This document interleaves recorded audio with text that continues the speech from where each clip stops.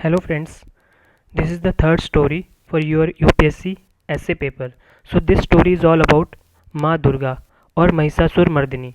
Okay, so all of you might be aware of this story in advance. तो इस कथा के बारे में आप सभी को पहले से पता होता है। तो एक्चुअली क्या होता है, महिषासुर नाम का एक राक्षस होता है जो कि बफेलो की फॉर्म ले सकता है और उसको एक ऐसा बून मिला होता है कि कोई पुरुष उसको ना मार सके, no man can kill him. ठीक है, और इस बून को पाने के बाद वो सोचता है वो इमोर्टल हो गया है। वो ना वुमेन को फॉरगेट कर देता है और रादर ही डिसमिसेस, इग्नोर करता है। उसको लगता है कि कोई स्त्री उसका क्या ही बिगाड़ लेगी, वो स्त्री को कमज़ोर समझता है बहुत। ठीक है, तो उसके बाद वो हैवॉक क्रिएट करता है हेवन में, देवताओं को परेशान करता है और उनको हराता है। ठीक है, उसके बाद जो देवता लोग होते हैं हार युद्ध में पराजय के बाद वो सब क्या करते हैं, एक साथ आते हैं, सोचते हैं और अपनी एनर्जीज को कंबाइन करते हैं, अपनी शक्तियों को कंबाइन करते हैं और उससे माँ दुर्गा का जन्म होता है जो कि रेडियंट गॉडेस होती है, 8 arms, holding divine weapons, riding a tiger and dressed as a beautiful bride. ठीक है, तो इस तरीके से माँ दुर्गा का चित्रण किया गया है। ठीक है, 8 हाथ हैं उनके, वेपन्स हैं उनके हाथों में, टाइगर उनकी सवारी है और वो ऐसे ड्रेस्ड है जैसे ब्यूटीफुल ब्राइड। तो ये सब देखकर महिषासुर स्पेल बाउंड हो जाता है, उनकी तरफ आकर्षित हो जाता है और उनको पोजेस करने की सोचता है कि मैं माँ दुर्गा को पोजेस कर लूँ। ठीक है, उसके बाद क्या होता है, माँ दुर्गा और महिषासुर में एक भयंकर युद्ध होता है जिसमें माँ दुर्गा महिषासुर का अंत कर देती है। ठीक है, अंत कर देती है, उनको उसको मार देती है। इसलिए माँ दुर्गा को महिषासुर मर्दिनी कहा जाता है, स्लेयर ऑफ महिषासुर।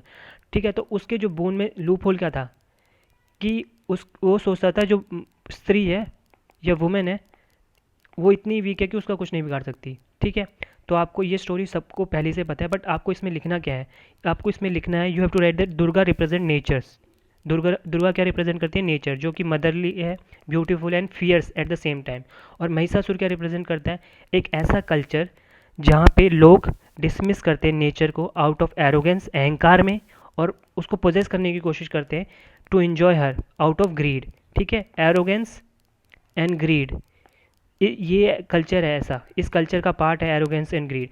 और जो बफेलो एस्पेक्ट है वो क्या रिप्रेजेंट करता है, वो इनसेंसिटिविटी रिप्रेजेंट करता है। जो महिषासुर है वो बफेलो की शेप भी ले सकता था, तो ये क्या रिप्रेजेंट करता है, इनसेंसिटिविटी किस, और जिसकी वजह, जिस इनसेंसिटिविटी की वजह से हम नेचर को इग्नोर करते हैं, उसको डिसमिस करते हैं, या वुमेन को इग्नोर करते हैं, उनको डिसमिस करते हैं। ठीक है, और डेमन एस्पेक्ट क्या रिप्रेजेंट करता है, डीमोन एस्पेक्ट क्या रिप्रेजेंट करता है, वो लस्ट और ग्रीड रिप्रेजेंट करता है।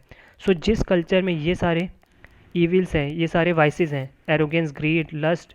ठीक है, उस कल और जो नेचर और वुमेन को कंट्रोल और पोजेस करना चाहते हैं, तो उस कल्चर का क्या होता है, उस कल्चर का क्या होता है, डिस्ट्रक्शन होता है। The consequences is written on the wall, destruction of that culture. So you have to write these kind of sentences to create some impact while writing your essay. Okay, next, the most transparent manifestation of nature is the woman. Among many things, this story and image are a stark reminder of the power and significance of the woman. So ये story आपको क्या सिखा रही है, ठीक है, क्या remind करा रही है कि वुमेन को इग्नोर मत करो, वुमेन को वीक मत समझो। Women has power, women has strength, and she can use it whenever she wants, at whatever time she wants. And the consequence, अगर ये सब आपको समझ नहीं आता है तो, और आप वुमेन को इग्नोर करते हो, उसको डिसमिस करते हो, उसको अंडर एस्टिमेट करते हो, उसको पोजेस करने की कोशिश करते हो और उनका उसको डिसरिस्पेक्ट करते हो और अब्यूज़ करते हो, तो क्या होगा, तो ये शुरुआत है, it is the beginning of the end of that individual, family and ultimately society. A women is an independent force that has power to create, sustain and destroy. ठीक है, तो you have to write like this, a women is an independent force that has the power to create, sustain and destroy. As a mother she gives birth and raises a child. वो जननी है, women क्या है, जननी है, वो एक new life को जन्म देती है। ठीक है, उसमें नई वैल्यूज़ इनकलकेट करती है। ठीक है, इस पर्सनैलिटी डेवलपमेंट होता है चिल्ड्रन का, चाइल्ड का। ठीक है, जिससे कि क्रिएशन होता है वर्ल्ड का। ठीक है, and it is no wonder that when that women is equated with Shakti in the divine power. तो इसलिए महिला देवी को, देवी माना जाता है, महिला को शक्ति से रिप्रेजेंट किया जाता है इंडियन कल्चर में, इंडियन माइथोलॉजी में और इंडियन रिलीजन में, which is the source of this entire world. और नवरात्रि फेस्टिवल हमको रिमाइंड कराता है कि हमको वुमेन को ऑनर करना चाहिए एज गॉडेस। तो आप देख रहे हो जो ये रेपिस्ट हैं, ये what what they are Mahishasura. ये वुमेन को स्टॉकिंग करते हैं जो लोग, वट दे आर महिषासुर।